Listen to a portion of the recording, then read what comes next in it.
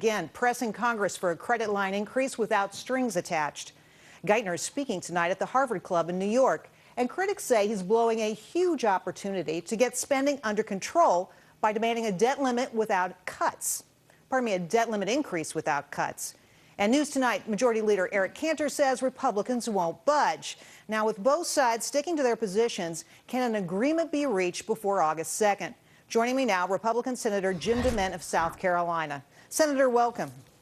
Thank you, Jerry. This debt ceiling is one of the most important issues I think we've ever faced in Washington, so hopefully Republicans will hold their ground. Well, I want to play the sound from Eric Cantor today, the majority leader in the House, talking about his plans and get you to respond. Here's Cantor. The bottom line is we're not going to raise the debt ceiling unless there's real reform, real reductions in spending, and evidence that we mean business now, not kicking the can down the road. So what he's really saying here, Senator, is if we have to blow through that August 2nd deadline, we will. Do you agree? I agree, except I don't think the majority leader went far enough. We need immediate short-term cuts, and we need caps on spending that take us towards a balanced budget. But unless we pass a constitutional amendment that requires us to balance the budget, Congress, as they always have, will get around it and keep spending. So the most important outcome of all of this debate is to pass a balanced budget amendment to the Constitution that the states have to ratify. That's the only way Republicans and Democrats will ever work together to do what has to be done. But can a balanced budget amendment and the approvals it requires, can it be done in the time we have to get this budget together? It only take a few minutes to vote on it, we've got all 47 Republicans in the Senate have co-sponsored a balanced budget amendment. We don't have any Democrats on it, but we did have a few vote for a resolution a few months ago. I think Republicans need to force the point because it really is not going to save our country, our economic situation, unless 6 to 8 years out we balance our budget and begin to deal with our debt. Tim Geithner speaking right now possibly about this very topic. Has he overstated the degree to which we'll have financial problems around the planet if we don't do something by August 2nd?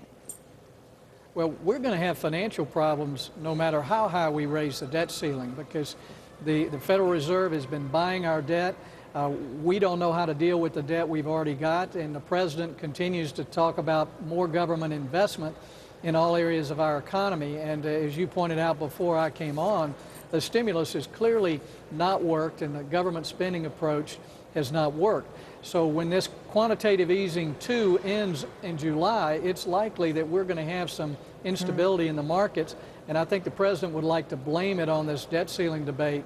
But I frankly think the markets are going to respond more negatively if we raise the debt ceiling than if we stop the spending immediately, which I think they would respond positively to.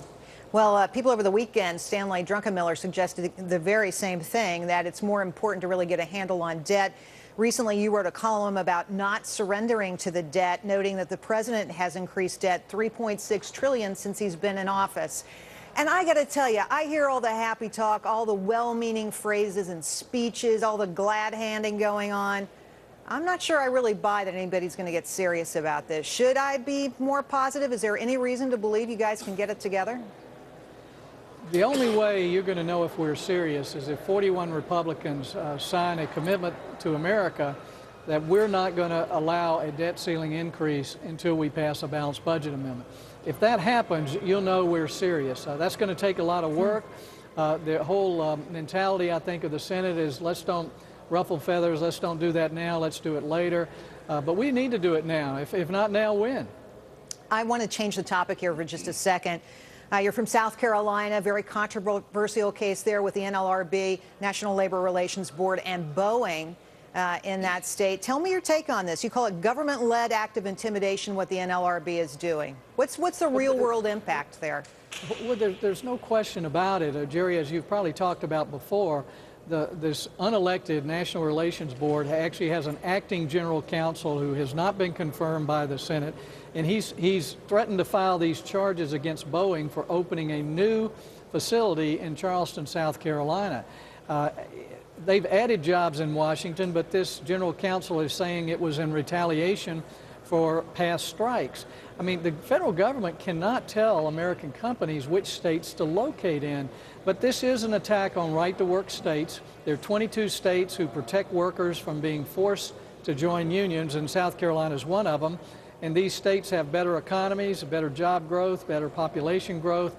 These other states need to get the message, but we need to do everything we can to stop this. I think it's a form of tyranny. I mean, this guy is unelected. He has gone around the confirmation of the Senate process, yet he's threatening billions of dollars of investment, thousands of jobs in one state, and I think it's going to cause a lot of other jobs to go overseas. Are you saying this is really just political payback here? I mean, what we're talking about is the government backing unions. We've seen so much payback to unions since Obama came in. It's embarrassing. They're unionizing our airport security forces. Everything they pass, including the stimulus, requires union contractors to do the work. Everywhere we turn, they're trying to expand unionization at a time when it's actually declining all over the country. It's a model that doesn't work in most places. It's not fair to workers. But the only way they're going to keep these unions in business is to use federal intimidation and bullying tactics like you see from the Labor Relations Board now. But this is not just about Boeing or South Carolina. It's about freedom to do business in our country.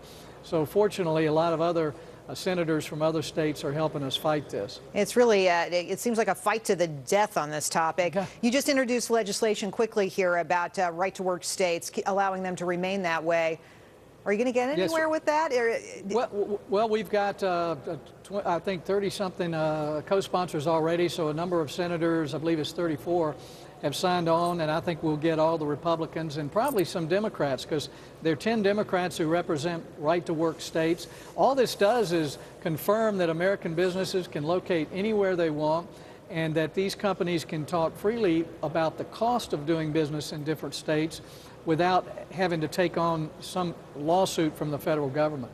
Well, we will follow that story. It's critically important. I know the folks in South Carolina, have fingers crossed. Senator DeMint, thanks for your time today. We really appreciate it. Thanks, Jerry. Well, the Mississippi floods are on track to be one of the costliest ever, and in some areas, the worst is yet